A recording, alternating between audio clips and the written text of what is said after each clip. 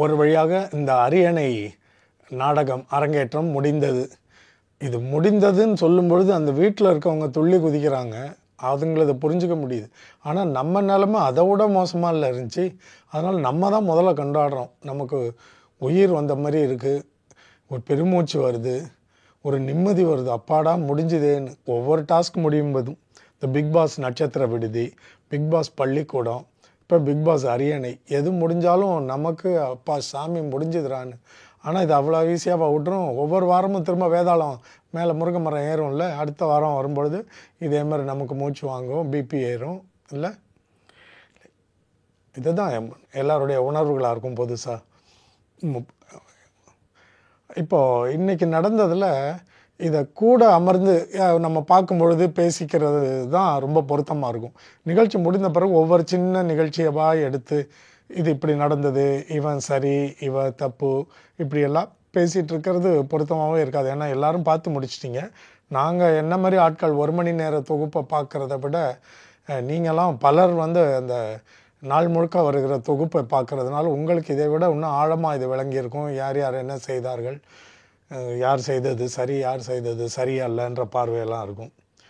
இந்த நேற்று யாரோ ஒருத்தர் என்கிட்ட இதை பற்றி எங்கேயோ சந்தித்தப்போ ஆமாம், ஒரு திருமண வரவேற்பு நிகழ்ச்சிக்கு போனப்போ அது ரொம்ப அருமையாக இருக்குது, இந்த நிகழ்ச்சியை நான் பல நாள் பார்க்க முடியாமல் போயிடுது, ஆனால் வந்து உங்கள் காணொலியை பார்த்துட்டா எனக்கு ஏதோ பார்த்த மாதிரி ஒரு நிறைவு கிடைக்கும், வேறு மாதிரி கோணத்தில் இருக்குது, எனக்கு பிடிச்சிருக்குலான்னு சொன்னாங்க.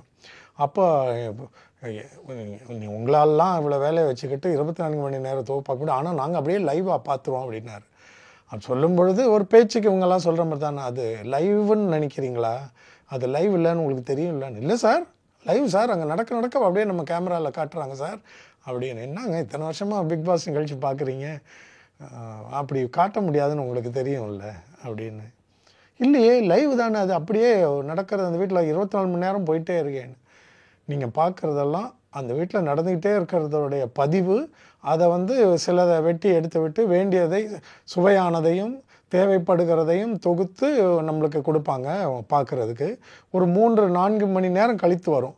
இப்போ 10 மணிக்கு நடக்குதுன்னா அது வந்து 2 மணிக்கு நமக்கு ஒளிபரப்பாகும். அது வந்து கால தாமதமாக தள்ளி போடுவாங்க. நேரடியாக ஒளிபரப்ப முடியாதுன்னு உங்களுக்கு தெரியும்ல. ஏதோ ஒன்று நடந்துருச்சுன்னு வைங்க அந்த வீட்டில், உடல் மொழியிலையோ பேச்சிலையோ செய்கையிலையோ யாரோ சண்டை போடுறதோ அல்லது ரொம்ப நெருக்கமாக விளையாட்டாக பேசிக்கிறதோ, ரொம்ப தவறாக அசிங்கமாக கெட்டதாவோ இல்லை மோசமாகவோ முரட்டுத்தனமாகவோ யாரையோ தாக்கிட்டாங்கன்னு வைங்க, என்ன ஆகும், அதெல்லாம் நிரூபணமாகிவிடும். இவங்க நாளைக்கு வந்து இது வழக்கு காவல்துறைக்கோ நீதிமன்றத்துக்கெல்லாம் போகும்பொழுது இது இந்திய நாட்டுக்குள்ளே இப்படி பண்ண முடியாது. அதனால் என்ன பிரச்சனை தேவையில்லாதது நடந்தாலும் உள்ளே இப்போ பல தகாத விஷயங்கள் நடந்துகிட்ருக்கும், உங்களுக்கு தெரியும் இல்லையா. இந்த ஸ்மோக்கிங் ரூம்னு ஒன்று இருக்கும், இவங்க பேசுகிற இளைஞர்கள் தான் எல்லாம் ரொம்ப பிரபலமானவர்கள், வேறு ரொம்ப ஊடகத்தில் அனுபவத்தெல்லாம் இவங்க வந்து பேசிக்கிறது சிரிக்கிறதெல்லாம் வயது வந்தவர்களுக்கு மட்டுமான ஜோக்ஸ் பேசுவாங்க, அசிங்கமாக இருக்கலாம், அருவருப்பாக இருக்கலாம், இதெல்லாம் ஒளிபரப்பிட முடியாது, பிரச்சனை ஆயிரும், என்ன வேணாலும் நடந்து விடலாம், அதெல்லாம் காமிக்க முடியாது. நேரடியாக பதிவு செய்து கொண்டு தேவையானதை காட்டுவார்கள். ஒரு 3-4 மணி நேரம் கழித்து நான் கொஞ்சம் சுருக்கமாக சொன்னேன், இவ்வளோ விளக்கமாக சொல்லலை, அவங்களுக்கு ஏன்னு சொன்னேன். அதனால் அப்படிலாம் பண்ண மாட்டாங்க, பண்ண முடியாது இந்தியாவில். அது இந்த மாதிரி நிகழ்ச்சியை நிச்சயம் செய்ய முடியாது. வேறு ஏதாவது சும்மா ஒரு பொழுதுபோக்கு நிகழ்ச்சி, விளையாட்டு நிகழ்ச்சி அந்த மாதிரி இருந்தால் கூட பண்ணிட முடியும்.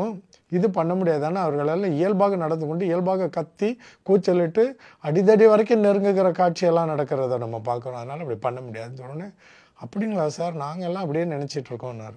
ஒருவேளை உங்களில் யாராவது அந்த மாதிரி ஒரு சிலர் நினச்சிருந்தா அவங்களுக்கு இது தெரியுமேன்றதுக்காக சொல்லிக்கிட்டு, மற்றபடி எனக்கு பேசுகிறதுக்கு சொல்கிறதுக்கு ஒன்றுமே இல்லை. இன்னைக்கு காலையில் அந்த அரியணை டாஸ்க்கு தொடங்கிறதுக்கு முன்னாடி இவங்கெல்லாம் ஒப்பனை போட்டுக்கணும், உடை அலங்காரம் செய்யணும், அதுக்கெல்லாம் நேரம் கொடுக்குறனால அதுக்கு முன்னாடி இவங்க வந்து இந்த விளையாட்டை நிறுத்தி வச்சுருக்குறாங்க. நேற்று நிறுத்தினதை பற்றி நம்ம பேசணும். இதை தொடங்கிறதுக்கு முன்னாடி போய் என்ன பண்ணுது, ஒரு நகை ஒன்று அங்கே ஆபரணம் நடுவில் வச்சுருக்குறாங்க இல்லையா அந்த டைனிங் டேபிளில், அதில் ஒன்றை காணும்னு சொல்லி நான் இதையும் எடுத்துட்றேன்னு சொல்லி மஞ்சரி அதையும் எடுத்துருது. பாய்ஸோடது ஒன்று காணோம், இவங்க பெண்களோடதுலேயும் 2 எடுத்துட்றாங்க. அவங்க மேலே பழிய போடலான்னு அப்புறம் இவங்க பேசி ஏதோ போட்டு கொடுத்துட்றாங்க. அதிலெல்லாம் பல கருத்து வேறுபாடுகள் நமக்கெல்லாம் இருக்குது. எனக்கு நிறைய இதில் ஏற்றுக்கொள்கிற மாதிரியே இல்லை. இது பொதுவாக நம்ம எப்படி இதை பார்க்கணும் விளங்கிக்கணும்னா, அந்த பிக் பாஸ் வீட்டில் ஒரு டாஸ்க்கை கொடுத்துட்றாங்க. அடிப்படை நியதிகள், ஒரு மாதிரியான அடிப்படை விதிமுறைகள், அது உள்ள ஆழமாக போனால் விளையாடும்போது வருகிற நடைமுறை சிக்கல்களில் இருக்கிற சங்கடங்களில் அங்கே விதிமுறை இவங்க எல்லாருக்கும் குழப்பம் வருது. சும்மா கேமரா முன்னாடி கேட்குறாங்க, சொல்லுங்கள் பிக் பாஸ் எங்களுக்கு புரியல, இப்படி பண்ணலாமா, இப்படி செய்கிறாங்களே, இது சரியான்னு எதுக்கும் பதில் வராது. நீங்களே சேர்ந்து கலந்து ஆலோசித்து தீர்வு காணுங்கள் அல்லது ஒரு முடிவு எடுத்துக்கொள்ளுங்கள்னு சொல்கிறது தான் இங்கே வழக்கம்.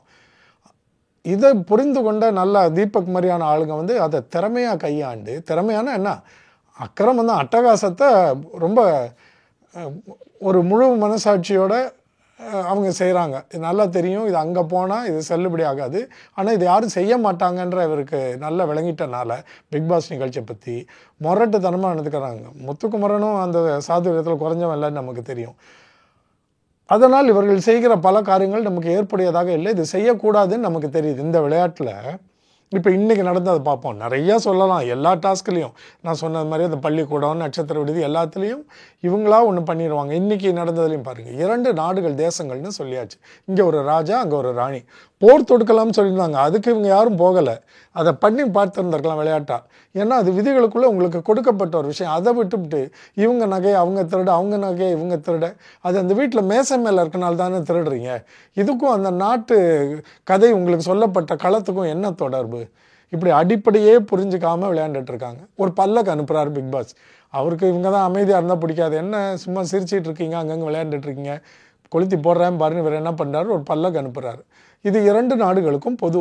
ராஜாவோ ராணியோ இந்த மன்னரோ அரசியோ ஒரு இடம் விட்டு இன்னொரு இடம் போகணும்னா இந்த பல்லக்கின் மேலே தான் சுமந்து செல்லப்பட வேண்டும், கொண்டு செல்லப்பட வேண்டும். எங்கேயுமே இவர்கள் தனியாக அப்படி நடந்து செல்லக்கூடாதுன்னு சொல்லி ஒன்று கொடுத்த பிறகு இந்த முரட்டு மக்கு பசங்க முதல்ல அரசரை மன்னரை தூக்கி கொண்டு போய் அவருடைய அரியணையில் உட்கார வச்சோடனே நாங்கள் இந்த பல்லக்கை தர முடியாதுன்னு சொல்கிறாங்க.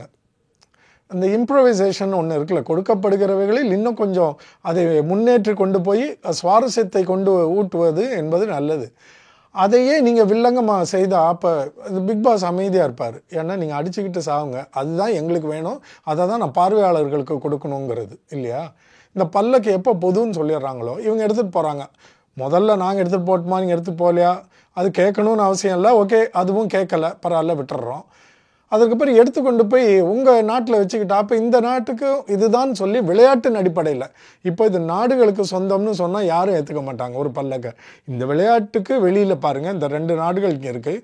அந்த அரியணை விளையாட்டுக்கு வெளியிலேருந்து பிக் பாஸ் சொல்கிறாரு ஒரு பல்லக்கு பொதுவானதுன்னு.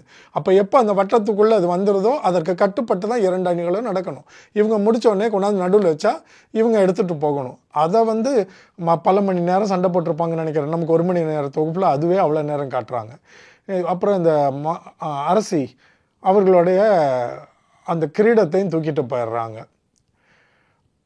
இவங்க வந்து மன்னருடையதை இவங்க தூக்கிட்டு வந்துடுறானுங்க. அத்தனை தடவை தூக்கிட்டு வந்துட்டாங்களே, அது ஒரு தலைப்பாகை வடிவத்தில் மன்னருக்கு சூட்டுகிற மாதிரி இருந்தது. இவங்க என்னென்னவோ கேவலம் பேசுகிறாங்க. ஒரு செங்கோலை காத்து கொள்ள தெரியாத அரசி, என்ன நாடு என்ன தேசம், அப்போ மக்கள் எப்படி பாதுகாப்பாக இருப்பார்கள்னு தீபக்கு கத்திக்கிட்டே இருக்கிறான். அது மாதிரி ஆர்வனு இவங்கெல்லாம் ராயான்லாம் சமயம் கிடைக்கும் போதெல்லாம் கத்திக்கிட்டே இருக்கா. திடீர்னு மன்னரே கத்துவார், செங்கோலை பாதுகாத்து கொள்ள தெரியலன்னு. அவனோட கிரீடத்தை தலைப்பாகவே தூக்கிட்டு வந்துட்டாங்க. முடியிழந்த மன்னன்னு சொன்னால் அது எவ்வளோ பெரிய ஒரு அவமானம். அந்த காலத்தில் நம்ம தமிழ் சமூகத்தில் வரலாறுல படிச்சிருக்கிறோம்ல, மன்னர் காலத்தில் முடியிழந்த மன்னனுக்கு அங்கே என்ன வேலை? அவன் முடிய இழந்து விட்டான், அது எங்கள் கருத்தில் இருக்குது எங்கள் நாட்டுக்குன்னும் பொழுது அப்போ உங்கள் மன்னன் எங்கள் நாட்டுக்கு அடிமைன்ற இந்த கோணத்தில் இதையும் சொல்லலாம். இதை போல் ஏதாவது சொல்லணும்ல. தூக்கிட்டு வந்து ஒளியை வச்சு திருடிக்கிட்டா அந்த நாட்டுக்குள்ளே போய் எடுத்துகிட்டு வந்துட்டா இது என்ன? அது நகையை திருடுறதா இந்த நாடு?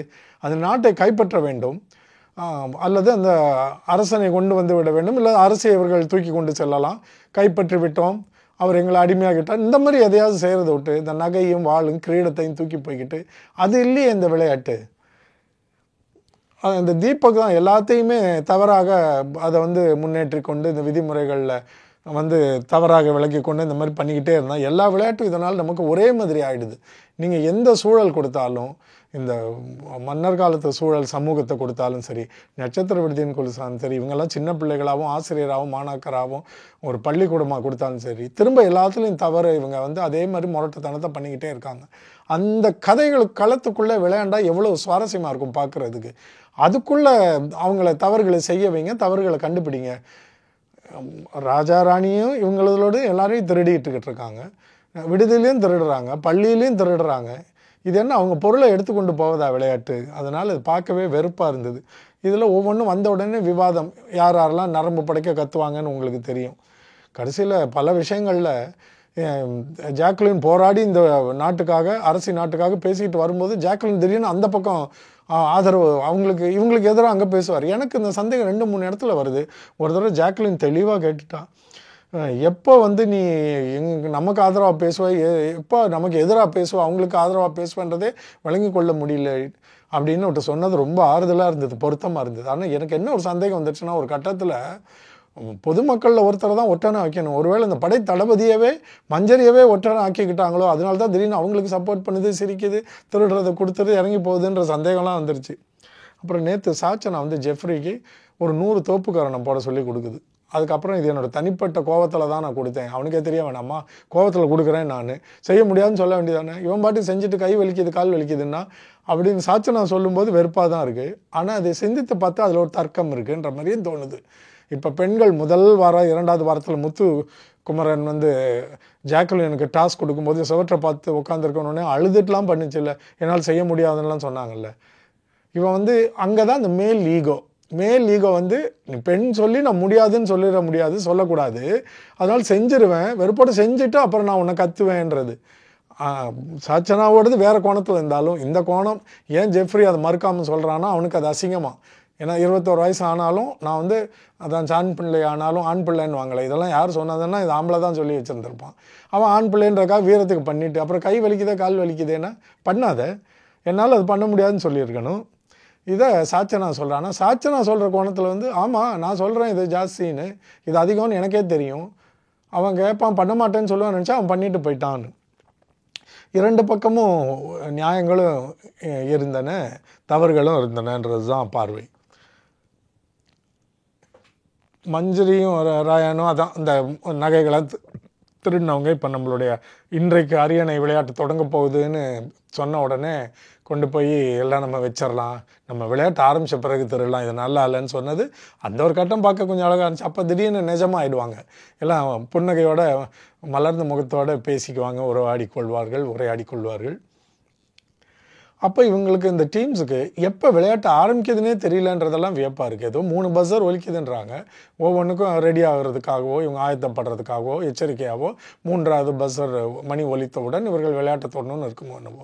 அதை தாண்டி எனக்கு ஆடை வரவில்லை உடை வரவில்லைன்னும் போது இவங்களுடைய கோணத்தில் இந்த பார்வையில் ஆமாம் எனக்கு உடை வரலைன்னு எப்படி விளையாட முடியும் அப்படின்னு கேட்குறதுல ஒரு நியாயம் இருக்குது. அது அவங்களுக்கு தெரியாது, இல்லை உனக்கு இன்னும் வரலன்றது தெரியாது, அதுக்காக அவங்க விளையாட்டை நிறுத்திட்டு இருக்க முடியுமா அப்படின்னு அவங்க கேட்குறாங்க. இந்த குழப்பத்துக்கெல்லாம் பிக் பாஸும் பல விதத்தில் அவர் குழப்பவாதி தான். அது அவர் மட்டும் இல்லை, நம்ம பேர் தான் பிக் பாஸ்ன்னு சொல்கிறோமே ஒழிய அவர் ஒரு அரூபி தானே, அப்படி ஒருத்தர் கிடையாது. இல்லை படைப்பு குழு தானே, படைப்பு குழுன்னு வெளியே சொன்னால் அது நல்லா இருக்காதுல்ல. நிகழ்ச்சி பேரே பிக் பாஸ்னும் பொழுது யாரோ ஒருவர் அந்த கண்களை கொண்டு பார்த்து கொண்டு இருக்கிறார்ன்ற மாதிரி ஒன்று உருவாக்கி வச்சுருக்காங்கல்ல, அந்த அவர் தான் எல்லாம் திட்டமிடுற மாதிரி வடிவமைக்கிற மாதிரி. இந்த குரல் வேறு, அந்த கோட்பாடு வேறு, படைப்பு குழு இவங்க தான் எல்லாம். அப்படி பார்க்கும்போது எல்லா பிரச்சனைக்கும் குழப்பத்துக்கும் இவங்க தான் காரணம். ஒரு கட்டத்துக்கு மேலே சிந்திக்க மாட்டாங்கன்னு நினைக்கிறேன். அவனுங்க அடிச்சுக்கிட்டும் கூட அவங்களாம் கண்டுபிடிச்சிக்கிட்டோன்னு சொல்கிறதுனால வர பிரச்சனை இவ்வளவு. அதனால நம்ம வீடுகளுக்குள்ளே எல்லாம் பிபி ஏறி கிடக்குது. இதுங்க வந்து உச்சக்கட்ட வாதம் எல்லாம். மஞ்சரிக்கு வந்து இங்கே வந்து தொண்டை நரம்பெல்லாம் எப்போவும் தெரியும், ஆனாலும் நிதானமாக வாதிடுறாங்க, கத்துறாங்களே ஒழிய. இந்த பக்கம் ஜாக்லினும் ஆதரவுக்கு அங்கேருந்து கீச்சுன்னு அந்த கதவு எடுக்கல மாட்டேன் சுண்டலி மாதிரி சாச்சனா அரசி வேற, சௌந்தர்யா அந்த ஒரு குரலோட இவங்கெல்லாம் சேர்ந்து கத்திட்டு, இந்த பக்கம் தீபக், அருண், முத்துக்குமரன், இடையில அந்த மன்னர் அப்போ திடீர்னு தான் மன்னர்னு நினச்சிட்டு எதாவது பேசி தொலைக்கணுமே, இல்லைன்னா இந்த வாரமும் ஒன்றும் பேசலன்னு எதாவது சொல்லிடுவாங்கன்னு அப்போ அரண்டு போய் கத்துற மன்னர் ஒரு பக்கம். இதுங்கெல்லாம் இப்படி உச்ச கட்டத்தில் கத்திட்டு இருக்கும்போது ரோம் நகரம் பற்றி எறியும்போது நீரோ மன்னன் வந்து ஃபிடில் வாசர் கொண்டிருந்தான்னு சொல்லுவாங்கல்ல, அந்த மாதிரி இந்த விஷாலும் பவித்ராவும் சிரித்து சிரித்து காதலிச்சிட்டு இருக்குதுங்களாம். இது கதைக்காக கதாபாத்திரங்களா பண்ணிச்சுங்களா? ஆனால் இல்லையே, ஏற்கனவே காதல் மலர்ந்துருச்சுன்னு நிஜமாக சொன்னதுங்க தானே. அதுங்க போட்டு இதுக்குள்ளே பண்ணிகிட்டு இருக்கும்போது நீங்கள் எக்கடை கட்டு அடிச்சுக்கிட்டு சாவுங்க, எங்களுக்கு என்னன்னு பார்க்கும்போது அதான் நம்ம ஊரில் இதுக்கு இணையாக நம்ம ஊர் பழமொழி ஒன்று இருக்குது. இங்கே வந்து ரோம் நகர் பற்றி எறியும் பொழுது நீரோ மன்னன் ஃபிடில் வாசித்ததுன்னு அங்கே அந்த ஐரோப்பிய பழமொழிக்கு, இங்கே நம்ம ஊரில் தாடி பற்றி எறியும் போது பீடிக்கு நெருப்பு கேட்டானான்னு. அது மாதிரி இதுங்க ரெண்டும் கொஞ்சிகிட்டு இருந்தது பார்க்குற பலருக்கு உங்களுக்கு வெறுப்பு வந்திருக்கும்னு நான் நினைக்கிறேன். அந்த பல்லக்கு பிரச்சனையும் பார்த்தோம், எவ்வளோ அது மட்டமாக.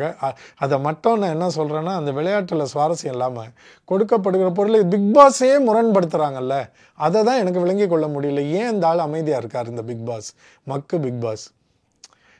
நீ தானே ஏன் சொல்கிற இது வந்து பொதுவான பல்லக்குன்னு? அப்போ அவன் எடுத்துக்கொண்டு அவன் நாட்டில் வச்சுட்டு இருக்கும்போது ஒரு குரல் வர வேணாமா? விதியை சரியாக கேட்டீர்களா அப்படின்னு சொன்னால் போதாதா? அப்புறம் அந்த பல்லக்கு போய் தூக்கிட்டு வான்னு பாவம், இந்த நாட்டில் இருக்க ஒரே பலசாலி சத்யா, இவன் ஆட வந்திருக்கான். அவன் பெண்கள் அணிக்காகவும் ஆடலை, ஆண்கள் அணிக்காகவும் வெளிப்படையாக ஆட முடியல. போய் பல்லக்கு இழுக்கிறேன்னு சொல்லி சும்மா கையை அப்படி பிடிச்சிட்டு இருந்தான். அவன் இழுக்கணும்னு நினச்சா அவன் இழுத்தா ரஞ்சித்து கீழே கிடப்பார், தீபக்கும் பரிதாமல் எல்லாம் உளுந்து கிடக்க போகிறாங்க. அவன் ஒத்தாளாக பிடிச்சி தலைக்கு மேலே தூக்கிட்டு வந்துருக்கலாம். அப்படின்னு சின்ன பிள்ளைங்களோட நம்ம விளையாடுவோம்ல, நம்ம வீட்டில் பிள்ளை ஏத்தாப்பில் நிற்க வச்சுட்டு நம்ம பிள்ளை இழுத்து நம்ம போய் கீழே விடுவோமே, அது மாதிரி இன்றைக்கி சத்யா பண்ணிகிட்டு இருந்தான். பாவமாக இருந்துச்சு. அப்புறம் இங்கே வந்து ஒவ்வொரு முறையும் மஞ்சரி அவங்களோட வாதிட்டு கொண்டு இருக்கும்போது அத்தனை ஆண்களும் வந்து ஜெஃப்ரி வேறு, ஜெஃப்ரிக்கு வந்து கொஞ்சம் நினப்பு அதிகம்தான். பல சமயங்கள் அந்த மாதிரி எடுத்தெறிஞ்சு பேசுகிறதும் முரட்டத்தனமாக பெண்கள்கிட்ட பேசுகிறதும், அவனுக்கு பிடித்த பெண்கள்கிட்ட ஸ்நேகமாக மரியாதையாக இருப்பான். ஆனால் பொதுவாக அவனுக்கு வெறுப்புன்னு வந்துட்டு தூக்கி எறிஞ்சு பேசுகிறதுக்கு தயங்க மாட்டான். ஜெஃப்ரியெல்லாம் ஒன்றும் நல்ல ஆள் கிடையாது. அங்கே வீட்டில் இருக்க அன்ஷிதாவுக்கு ரொம்ப பிடிக்குது. அவன் கோல்டா என்னமோ சொல்லுது, ரொம்ப ஸ்வீட்டு, ஏதோ ரொம்ப பாராட்டுது. உங்ககிட்ட மரியாதை நடந்துக்கிறேன். ஏன்னா அன்ஷிதாட்ட இது வரைக்கும் யாரும் தரக்குறைவாக நடந்துக்கல. அது மென்மையான பெண் என்பதால், எந்த வம்பு தும்புக்கும் போகாதவள் என்பதால், எல்லாருமே அவள்கிட்ட அன்பாகவும் நட்பாகவும் தோழமையோடு இருக்கிறனால அவளுக்கு ஜெஃப்ரி வந்து நல்லவனாக தெரிகிறான். ஆனால் சாச்சனாவோடையும் சௌந்தர்யா கூட அப்பப்போ இடையில, ஆனால் அவனுக்கு சௌந்தர்யாவை ரொம்ப பிடிக்குது. ஆனால் அங்கே ஸ்நேகம் ஆயிடுறான். சாச்சனா ஜாக்குலின் மஞ்சரி கிட்ட சண்டை போடும் மட்டும் அவ்வளவு கடுமையாக கடுகடுப்புடன் தரக்குறைவாகவே அவன் நடந்து கொள்கிறான். அவன் ஒரு கெட்டவன் என்பது தெரிகிறது பெண்கள் விஷயத்தில். அவன் இதுவே இங்கே கேமரா முன்னாடி ரொம்ப கவனமாக நிதானமாக விளையாண்டுட்டு இருக்கிறனால இவ்வளோ பண்ணுறான். வெளியே போனால் அவன் வந்து இன்னும் நிச்சயமாக பெண்கள் வந்து மோசமாக தான் நடத்துவான். அதில் எனக்கு ஒன்றும் சந்தேகமே கிடையாது. அவன் நடந்து கொள்வதையும் பேசுவதையும் வைத்து அந்த முகத்தில் தெரிகிற ஆணவத்தையும் அகம்பாவத்தையும் எந்த பெண்ணிடம் யாரிடம் எதை காட்டணும்னு அவனுக்கு தெரியுது. அது போகும்போது சரியாக இல்லை அவனுடைய நடத்தை. அரியணைக்காக விளையாடுறதுல 3 டாஸ்க்கு நான் பார்த்தது எனக்கு நினைவு இருக்குது. நேற்று உலக நாடுகளை வைக்க சொன்னாங்க. அதுலேயும் ஆண்கள் திறமையாக நல்லா விளையாடுறாங்க. பெண்களுக்கு அதில் அடிப்படை உலக அறிவும் கிடையாது, பொது அறிவும் கிடையாது. இன்றைக்கி பொருட்களை எடை போட சொல்கிறாங்க. பொருட்களை எடை போட சொன்னால் அந்த பொருளோட எடை அறிவும் கிடையாது. நான் என்னோட யூடியூப் சேனலில் நீங்கள் போய் பார்த்தீங்கன்னா தெரியும், ஒரு 2-3 ஆண்டுகளுக்கு முன்னாடி அடிப்படை அளவுகள் குறியீடுகள் வந்து ஒவ்வொரு ஆணுக்கும் பெண்ணுக்கும், சிறியவரோ இளைஞரோ பெரியவரோ எல்லாருக்கும் கொஞ்சம் அறிவு இதில் இருக்கணும் அப்படின்னு சொல்லி பார்த்த மாத்திரத்தில் ஒரு பொருளை எப்படி, என்ன அளவு, எவ்வளோ நீளம் அல்லது அகலம் உயரம் எடை இருக்குன்றதை நம்ம தெரிஞ்சுக்கணுன்னு அதை எப்படி புரிந்து கொண்டு நம்ம அதை கணித்து கொள்வதுன்னு ஒரு காணொலி போட்டிருக்கேன். 3 வருடங்களுக்கு மேலே கூட இருக்கலாம்.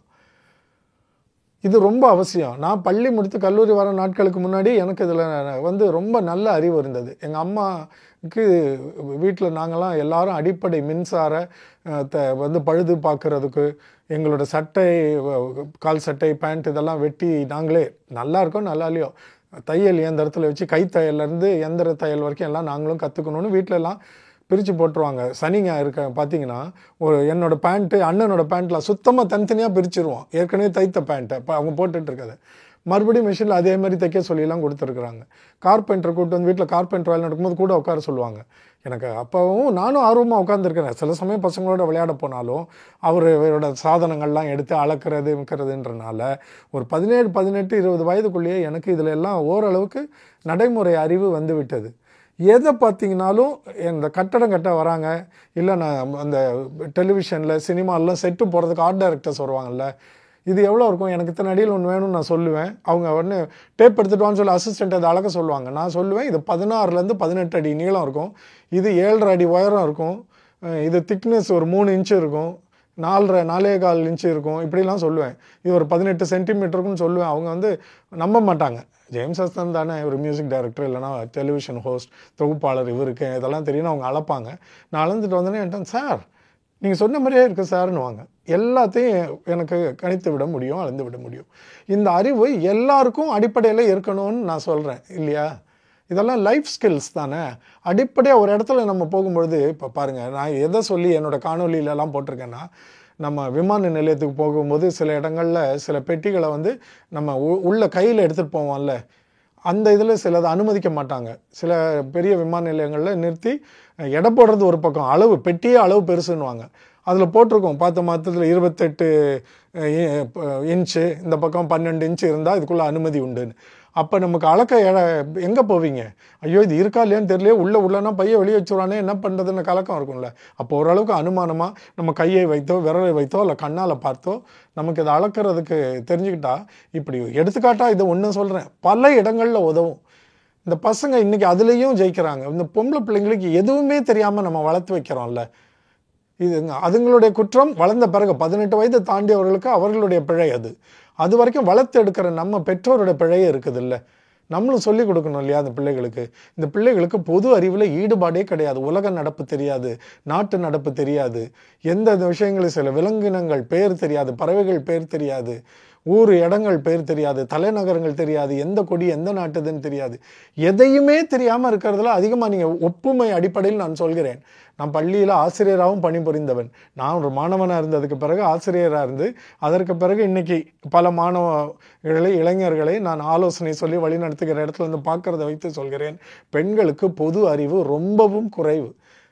அவர்களுக்கு வாழ்க்கையில் அவர்களுக்கு பல இடங்களில் குறைவுபடுவதற்கு இதுதான் காரணம். இப்போ இந்த விளையாட்டை எடுத்துக்கோங்க. இதெல்லாம் பெண்கள் விளையாடுறத வச்சு இப்போ நீங்களும் அதை ஒத்துக்கிட்டு தான் ஆகணும். என் மேலே நீங்கள் கோவப்பட முடியாது. காட்டுங்க. இப்போ பாருங்கள், அதை இதை எடை போடுன்றாங்க. என்னங்க கடைக்கு நம்ம வந்து காய்கறிக்கு கடைக்கு போனால் 2 தக்காளி எடுத்து வச்சா 1/4 கிலோ வந்துடும். என்ன ஒரு 3ஆவது தக்காளி கூட வைக்க முடியலையே, அந்த சின்ன தக்காளி ஒன்று போட்டு ஓசியில் கொடுங்கண்ணேன்னு கேட்டு வாங்கிட்டு வருவோம். 2 தக்காளி, 2 உருளைக்கிழங்கு, 2 பெரிய வெங்காயம் எடுத்து வச்சா 1/4 கிலோ வந்துடும்ல. அப்போ சமையக்கட்டுக்குள்ளேயே இருக்கிறவங்களுக்கே அது தெரியலையே, அதெல்லாம் தெரிஞ்சுக்கணும்ல. இப்போ பல சமையல் இதில் பார்த்தீங்கன்னா உருளைக்கிழங்கு 1/4 கிலோ ஒரு சமையல் குறிப்பு சொல்லும்போது எங்கே போய் நிறுத்திட்டு இருப்பீங்க? உங்ககிட்ட எடை பார்க்குற தட்டு இல்லாமல் போயிடலாம். என்ன பண்ணுவீங்க? அந்த பொரி இருக்காது. அப்போ ஓரளவுக்கு அனுமானிக்க தெரியணும்ல. 1/4 கிலோ இது உளுந்தம் பருப்புனா இவ்வளோ இருக்கணும், ஒரு 200 கிராம் துவரம் பருப்புனா இவ்வளோ இருக்கணும், 100 கிராம் மல்லித்தூள்னா இவ்வளோ இருக்கும் அப்படின்னு ஓரளவுக்கு தெரிஞ்சால் தானே எல்லாத்தையும் திறமையாக செய்ய முடியும். நான் சொல்கிறது எல்லாத்துலேயும் தெரியும், ஆண்களுக்கும் பெண்களுக்கும் சரி. ஆனால் ஆண்களுக்கு பெண்களை விட மிக அதிகமாக பல விஷயங்கள் தெரிகிறது. உங்கள் பிள்ளைகளை எல்லாத்தையும் சொல்லிக் கொடுத்து வளங்க. எல்லாத்துலேயும் அறிவு இருக்கணும். நான் அண்மையில் ஒரு குடும்பத்தை சந்திக்கும் பொழுது பார்த்தீங்கன்னா, அந்த வீட்டு பையனுக்கு 4.5 வயசு. Carpentry, electrical work, electronics. இப்போ பாருங்கள், நாங்கள் படிக்கிற காலத்தில் எலக்ட்ரானிக்ஸ்ன்ற வார்த்தையே கிடையாது மாணவர்களாக இருந்தப்போ. இப்போ 4.5 வயசு பையனுக்கு எலக்ட்ரானிக்ஸ் புக்கு வாங்கி கொடுத்துருக்காங்க. கூடவே அந்த ஒரு புக்லெட்டும் அந்த பொருட்கள் சாதனங்களும். நம்ம ஊரில் சின்ன பிள்ளைங்கன்னா உடனே நம்ம ஊரில் சொப்பு வச்சு விளையாடுறதுக்கு அம்மிக்கல், ஆட்டுக்கல் இதை தான் வாங்கி கொடுத்துருப்போம். உலக்க, உரல் இதெல்லாம் வச்சு பிள்ளைங்க சமைக்கிற மாதிரி பண்ணிக்கிட்டே இருக்குங்க. நல்லது, அதையும் தெரிஞ்சுக்கணும். அப்போ அந்த பிள்ளைகளுக்கு எலக்ட்ரிக்கல்ஸ் அண்ட் எலக்ட்ரானிக்ஸுக்கும் அந்த மாதிரி கிட்ஸு கிடைக்கிறதுல இன்றைக்கி இப்போ நல்ல அந்த புத்தக கடைகளில், பெரிய புத்தக கடைகளில் போனீங்கன்னா இதெல்லாம் கிடைக்கும்ல. பிள்ளைகளுக்கு வாங்கி போட்டால் அதுங்களே கற்றுக்க போகுது. நான் கனடாவில் டொரண்டோவுக்கு ஒரு 6 மாதங்களுக்கு முன்னாடி போயிருந்தப்போ ஒரு ஈழத்தமிழர் வீட்டில் தங்கியிருந்தேன். 1.5 வயசு அந்த குட்டி பையனுக்கு ஸ்க்ரூ டிரைவர் எடுத்து அவங்க அப்பாவோட காருக்கு வந்து இவர் நிஜம் ஸ்க்ரூ டிரைவர் எடுத்துகிட்டு வர்றாரு. அவன் பிளாஸ்டிக் ஸ்க்ரூ டிரைவர் எடுத்துகிட்டு வந்து அதில் போட்டு சரி பண்ணுறதுக்கு ஸ்பேனர் எடுத்துகிட்டு வரான். அவர் போல்ட்டை கழட்ட போகும்பொழுது இவன் ஸ்பேனர் எடுத்துகிட்டு வரான். இப்போ இந்த பெற்றோரை பாராட்டணுமா இல்லையா? இனியன் அந்த குழந்தை பேர். இப்போ அவனுக்கு 2 வயசு முடிஞ்சிருச்சு. ஆமாம், இந்த படங்கள் கூட அனுப்பியிருந்தாங்க. இப்படி எல்லாத்தையும் நம்ம பிள்ளைகளுக்கு, குறிப்பாக பெண் பிள்ளைகளுக்கு சொல்லிக் கொடுங்க. உலக அறிவும் பொது அறிவும் அவர்களுக்கு வரணும். செய்தித்தாள் வாசிக்கிறதுக்கும், செய்திகளையும் விளையாட்டையும் தொலைக்காட்சியில் அப்பப்போ பார்த்து தெரிஞ்சுக்கிறதுக்கும், அரசியல் தலைவர்கள் பேர்களை கேளுங்களேன் உங்கள் பிள்ளைகள்கிட்ட. உலகத் தலைவர்களை கேளுங்க. உங்கள் நாட்டு எந்தெந்த நாட்டில் இருக்கீங்களோ அதை கேளுங்க. இந்திய நாட்டு தலைவர்களை கேளுங்க. தமிழ்நாட்டின் தலைவர்களை கேளுங்க. தலைவர்கள் தான் வெறும் அரசியல் தலைவர்கள் மட்டும் இல்லை, விளையாட்டு வீரர்களை கேளுங்க. இதற்கு முந்தைய காலகட்டத்தில் விளையாண்டவர்கள் இன்றைக்கி விளையாடுறாங்க வெவ்வேறு விளையாட்டுகளில். வெறும் கிரிக்கெட்டை மட்டும் நான் சொல்லலை. இது ரொம்ப இங்கே பார்க்கும்போது ரொம்ப கோபமாக வருது. எந்த விளையாட்டுக்கு போனாலும் பெண்கள் தோத்துட்டு வர்றது. உடல் வலிமை காரணமாக அவர்கள் விளையாண்டு தோற்கும் பொழுது நமக்கு ஆண்கள் அவர்களை விட்டு கொடுத்து விளையாடவில்லை என்று ஆண்கள் மேல் கோபித்து கொண்டோம். அதை நான் எப்பவும் நியாயப்படுத்துவேன், இப்பவும் சொல்லுவேன்.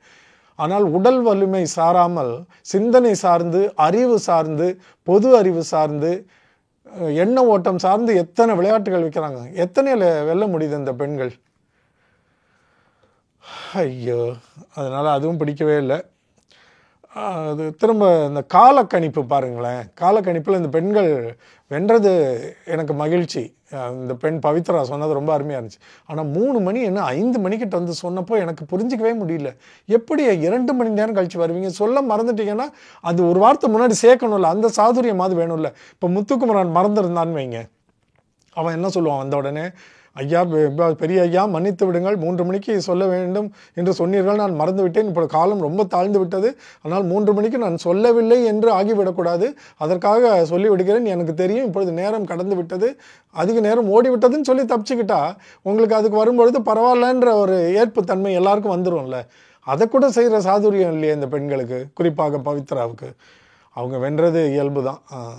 கடைசி நேரத்தில் இருவரும் சமமாக இரண்டு எடுக்க, இந்த நேரத்தில் என்னன்னு சொல்லும் பொழுது பவித்ரா கிட்டத்தட்ட 9:15 மணி 9:30ன்னு சொல்லி அவங்க ஒரு 5 நிமிடம் கூட சொல்லிட்டாங்க. 15 நிமிடம் 10 நிமிடங்கள் கூட சொல்லிட்டாங்க. 55ன்னு சொன்னாங்கன்னு நினைக்கிறேன், 20 நிமிடங்களோ ஏதோ. அது வென்றது கொஞ்சம் ஆறுதலாக இருந்தது நமக்கு. இதையெல்லாம் அவங்க தெரிஞ்சுக்கணும். அப்புறம் ராணுவ அரசராக முடிசூட்டப்படுகிறார். அது முடிசூட்டப்படும் போது நானாக இருந்தால் அந்த இடத்துல என்ன பண்ணியிருப்பேன் தெரியல, தெரியுமா? நான் உண்மையை சொல்கிறேன், எனக்கு அது எப்படி தோணியிருக்கும். நம்ம வென்று விட்டோம், நம்ம தான் வெற்றியாளர்கள்னு, அதான் இட்ஸ் ஸோ ஆப்வியஸ்ன்னு சொல்லுவாங்கள்ல, அதான் தெரிஞ்சு போச்சே, நம்ம தான் வின் பண்ணிட்டோம், வின் பண்ணுவோன்னு எனக்கு கூட சொல்லலை, வின் பண்ணிட்டோன்னு அறிவித்து ஆகிவிட்டது. பெருமை அப்போவே உங்களுக்கு வந்து சேர்ந்து விட்டதில்ல. ஏற்கனவே 2வது படியில் இருக்கீங்க, இந்த வந்தது 3வது படி, அவ்வளோதான் ஆயிடுச்சு. அந்த சமயத்தில் நமக்கு அந்த பெருமை, புகழ், அதற்கான கிரயம், மதிப்பெண் எல்லாம் கிடைச்சிரும். அப்போ என்ன பண்ணணும்? கூப்பிட்டு எங்கள் மன்னருக்கு முடிசூட்ட, அந்த கிரீடத்தை சூட்ட அயல் நாட்டு அரசியை நாங்கள் அன்போடு அழைக்கிறோம்னு சொல்லி கூப்பிட்டு வந்து அந்த பெண்ணு போட்டிருந்தா எவ்வளோ நல்லா இருந்திருக்கும். சின்ன நிகழ்வு தான் இது, எவ்வளோ பெரிய ஒரு தாக்கத்தை ஏற்படுத்தும் எல்லார் மனசுலையும். அந்த வீட்டுக்குள்ளேயும் சரி, விளையாட்டுலையும் சரி, விளையாட்டை தாண்டி இவர்கள் அந்த வீட்டுவாசிகளாக இவர்களுக்கும் சரி, பார்க்குற நமக்கும் சரி, அப்படி சின்ன சின்ன விஷயங்கள் அவங்களை கேட்டிருக்கலாம். அவள் ஒரு சின்ன பெண், இவனோட வயதில் குறைந்தவள், அந்த தோற்று விட்டமே நம்ம எல்லாம் சேர்ந்து ஒரு அணியாக வெல்ல முடியலன்னு ஆதங்கத்தில் அழுக வர மாதிரி இருந்தது. எதுக்கு எடுத்தாலும் அழுகிற சாச்சனா தான், அது ஒன்றும் வியப்பில்லை. தோற்கும் பொழுது பலர் நொந்து போவது இயல்பு. அப்போ இவங்க கூட்டப்போ ஏற்கனவே பாதி நகையை கழட்ட தொடங்கிட்டா, வாங்க கூட சேர்ந்து நில்லுங்கன்னு ராணுவ கூப்பிட்டது. அதாவது விளையாட்டு முடிஞ்சிருச்சுன்னு பிக் பாஸ் அறிவித்த பிறகு ராணுவ கூப்பிட்டது பார்க்க நல்லாவே இருந்தது. இதை முதல்லையே இவ்வளோ தூரம் கத்துறதுக்கு முன்னெடுப்பு எடுத்துக்கொண்டிருந்த தீபக்கு ஏன் நல்ல விஷயங்கள் தோண மாட்டேங்குது? நல்ல விஷயங்கள் உள்ளே இருந்தால் தான் வெளியில் வரும். என்ன மனசுக்குள்ளே இருக்கோ அதுதான் வாய் வழியாக வரும். அது தீபக் ஆனாலும் சரி, முத்துக்குமரன் ஆனாலும் சரி, மஞ்சரி ஆனாலும் சரி, ஜாக்குலின் ஆனாலும் சரி. இது நல்லா ஞாபகம் வச்சுக்க, அந்த பைபிள் வசனம் நான் சொல்லுவேனே, இருதயத்தின் நிறைவினால் வாய் பேசும். அது நடந்திருக்கலாம் என்பது என்னுடைய எண்ணம். நல்லா இருந்தது. எனக்கு ஒரு சிந்தனை இன்னைக்கு வந்தது. நல்லவன் வென்று பார்த்துருக்குறோம். முதல் முறையாக பிக்பாஸ் வீட்டில் ஒரு வல்லவன் வெல்ல போவது நமக்கு ஒரு வகையில் நிச்சயம் மகிழ்ச்சி தான். அதாவது ஒரு அறிவாளியை வெல்ல போகிறானேன், முத்துக்குமரன் தான் பட்டத்தை வெல்ல போகுது, அதில் ஒன்றும் யாருக்கும் ஐயா இருக்காதுன்னு நான் நினைக்கிறேன். நல்லவன் வென்றான். ஆரிய பார்த்தோம், வேற வல்லவன் ஒருத்தன் கூட கிடையாது, நல்லவன் வேற யாருமே கிடையாது. வென்றவர்கள்லாம் பல வீணர்கள் தான். என்னோட கருத்துப்படி, என்னுடைய பார்வையில் வென்றவர்கள் எல்லாருமே வீணர்கள். ஏன் சில வீணர்கள் வெல்ல வேண்டி வந்ததுன்னா, மற்றவர்கள் அதை விட இன்னும் கொடுமையான வீணர்களாக இருந்தார்கள் தகுதிக்கு இல்லாமல். ஆனால் நான் தாமரை செல்விக்கு பட்டம் கொடுத்துருந்தா நான் மகிழ்ந்திருப்பேன். ஆறுதல் பரிசாக நான் சொல்லலை, அவர் விளையாடிய விதத்தை வைத்து, மற்றவர்களுடைய மனநிலை, மற்றவர்களுக்கு சமூகத்தில் கிடைத்திருந்த அந்தஸ்து, பெயர், புகழ், பாராட்டு, படிப்பு, அந்த மிடுக்கு எல்லாம் அவங்களுக்கு இத்தனை ஆண்டு அனுபவத்தில் இருந்தப்போ, ஒரு தெரு கூத்தாடியா, கிராமத்தில் இருக்க மேடை கூத்தாடிய நள்ளிரவை தாண்டி ஒரு கீழ் மட்டத்தில் இருந்த ஒரு தெரு கூத்தாடியாய் இருந்த ஒரு பெண் இவங்களோட சமமாக விளையாண்டு நின்றதை பாராட்டி இந்த மக்கள், நான் சேனல்லாம் சொல்லலை, பிக் பாஸுக்கு இதுக்கு தொடர்பு இல்லை, பட்டத்தை யாருக்கு கொடுத்தார்கள் என்று உங்களுக்கெல்லாம் தெரியும். பட்டத்தை கொடுத்தது நீங்கள் தான். அந்த தாமரை செல்விக்கு கொடுத்துருக்க வேண்டும் நினைப்பேன். சரி, அந்த வல்லவளுக்கும் கிடைக்கவில்லை. தாமரைச்செல்வி அவ்வளோ நல்லவங்களான்னு கேட்டால் இருந்திருக்க மாட்டாங்க. இப்போ என்ன மட்டும் முத்துக்குமார் என்ன நல்லவனா? அறிவாளின்ற நாள் தானே. ஒரு அறிவாளி வெல்வது நமக்கு மகிழ்ச்சி. ஏன்னா அந்த வீட்டில் வேறு யாருக்கும் அந்த இணை இல்லை. அடுத்தது கொஞ்சம் யாராவது வர்றாங்கன்னா ஜாக்குலின், மஞ்சரி, ஆனந்தி தான். மீதிங்க எல்லாம் வீணர்கள். ஒரு அறிவாளி, அதாவது நல்லவன் வென்றான், வல்லவன் வெல்ல போவது மகிழ்ச்சின்றது தான் என்னுடைய கருத்து. இதுதான் இன்னைக்கு யார் இன்றைய நட்சத்திரம். நம்ம மகிழ்ந்து பாராட்டுற மாதிரி ஒன்றுமே நடக்கலை, இல்லை நம்ம வியப்படைகிற மாதிரியோ மகிழ்ச்சி அடைகிற மாதிரியோ ஒன்றுமே இல்லையே. நட்சத்திரமாக யாரும் இல்லை, வீணர் என்று சொல்வதற்கும் யாரும் இல்லை. இன்றைக்கி விட்டுறலாம். அந்த அரியணை விளையாட்டிலேயே அந்த மாதிரி யாரையுமே நம்ம பார்த்து சொல்ல முடியல. ஏன்னா இவர்களாக அவர்கள் நடந்து கொண்டதற்கான நேரமும் ரொம்ப குறைவாக இருந்தது. அதனால் அப்படி யாரையும் நம்ம சொல்ல முடியாது. இந்த அரியணை விளையாட்டை அற்புதமாக விளையாடியவர் பவித்ரா. தீபக் நிறையா பேசினார். நியாயமாக பேசினாரா? ஒரு பண்போடு பேசினாரா? அவர் செய்த காரியங்கள்லாம் நேர்மையானதா? இந்த விளையாட்டு விதிமுறைகளுக்கு உட்பட்டதான்னு பார்க்கும்பொழுது எல்லாத்துலேயுமே தவறு என்று தான் வரும். அதனால் தீபக்கு கொடுக்க முடியாது. செயல்பட்டதனால் அவர் திறமை என்று சொல்ல முடியாது. அறிவோடையும் நிதானத்தோடையும் தன்னுடைய பாத்திர தன்மையை உணர்ந்து வளைந்து நின்றே 3 நாட்கள் நடந்து கொண்ட இந்த இளம் பெண் பவித்ரா அட்டகாசமான நட்சத்திரம். அவருக்கு நம்ம இதை கொடுத்து விடலாமே. இன்றைய நாளும் சரி, இந்த வாரத்தில் இந்த விளையாட்டை விளையாண்ட விதத்துக்கும் சரி. அவ்வளோதான். நாளைக்கு சந்திப்போம். நன்றி.